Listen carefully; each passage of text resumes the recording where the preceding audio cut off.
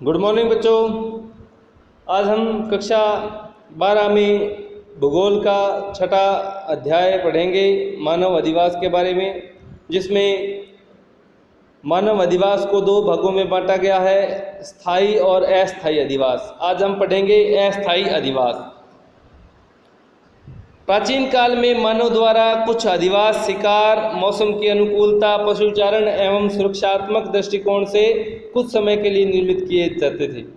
आज से आधुनिक युग में ही नागा जैसी कई जनजातियां द्वारा स्थानांतरण कृषि के लिए अस्थायी अधिवासों का निर्माण किया जाता है। अंडरलाइन करेंगे। मध्य एशिया के स्टेपी मैदानों में किर्गिज जनजाति द्वारा पशुओं को चराने के लिए चारे की उपलब्धता तक तंबुओं द्वारा अस्थायी अधिवास निर्मित किए जाते हैं। एस्किमो लोगों द्वारा मौसम की अनुकूलता के लिए ध्रुवीय क्षेत्रों में इग्लू यानी बर्फ के घर को छोड़कर ग्रीष्म काल में रेंडियर और सील की खाल से अस्थायी आवास बनाए जाते हैं। इनके अतिरिक्त भी अनेक जनजातियां जैसे अरब व सहारा के बद्दू, रॉकी पर्वत के पूर्वी भागों में रेड इंडियन, अफ्रीका के कालाहारी मरुस्थल में बुशमैन द्वारा बनाए गए आदिवासी अधिवास या आवास अस्थायी अधिवास के प्रमुख उदाहरण हैं।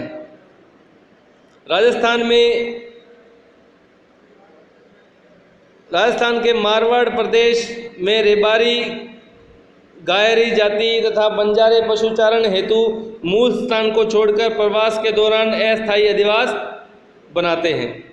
सामाजिक, आर्थिक और धार्मिक कार्यों को पूरा करने के लिए भी अस्थायी अधिवासों का उपयोग होता है। अब है स्थायी अधिवास।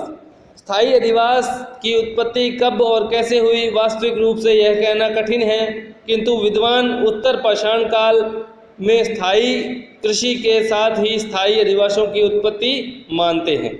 यह कहा जा सकता है कि मानव के विकास क्रम में जब से मानव समूह में रहने लगा, तभी से स्थायी अधिवासों का विकास होगा। मानव अधिवास मानव की सभ्यता और संस्कृति के प्रतीक माने जाते हैं। किसी मानव बस्ती का स्थायित्व निम्न बातों पर निर्भर करता है: स्थानीय संचित संसाधन, बाह्य विश्व से संबंध, भावी उन्नति की संभावना, सुरक्षा, धार्मिक, सांस्कृतिक एवं आर्थिक कारक।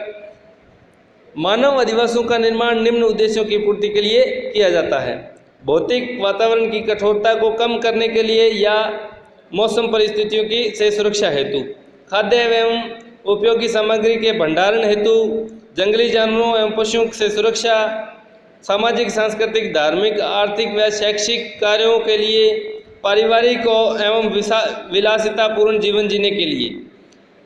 अंडरलाइन करेंगे इस पूरे पेरे को। मानव अधिवासों का वर्गीकरण। मानव अधिवासों को प्राकृतिक दशाओं और आधारभूत कार्यों के आधार पर दो भागों में वर्गीकृत किया गया है: ग्रामीण अधिवास और नगरीय अधिवास। पहला है ग्रामीण अधिवास। ग्रामीण अधिवासों की अर्थव्यवस्था प्राथमिक व्यवसायों पर निर्भर होती है, जैसे कृषि, पशुपालन, लकड़ी काटना, मछली पकड़ना, खनन व वनों से प्राप्त पदार्थों का संग्रहण आदि।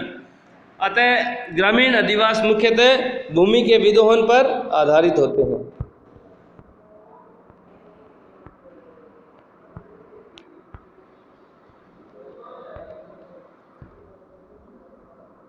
ग्रामीण अधिवासों पर आधुनिकता का प्रभाव नगण्य होता है, इसलिए यहाँ सामाजिक संगठन सुदृढ़ एवं मानव मूल्यों में प्रगाढ़ता पाई जाती है।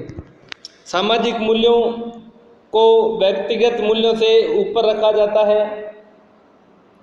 ग्रामीण अधिवास के प्रकार। मकानों की संख्या और उनके बीच की दूरी के आधार पर किए गए विभाजन को अधिवासों का प्रकार कहा जाता है। ग्रामीण अधिवासों के प्रकारों के लिए भौतिक लक्षण एवं सामाजिक एवं सांस्कृतिक कारक और सुरक्षा आदि अनेक उत्तरदायी कारक हैं।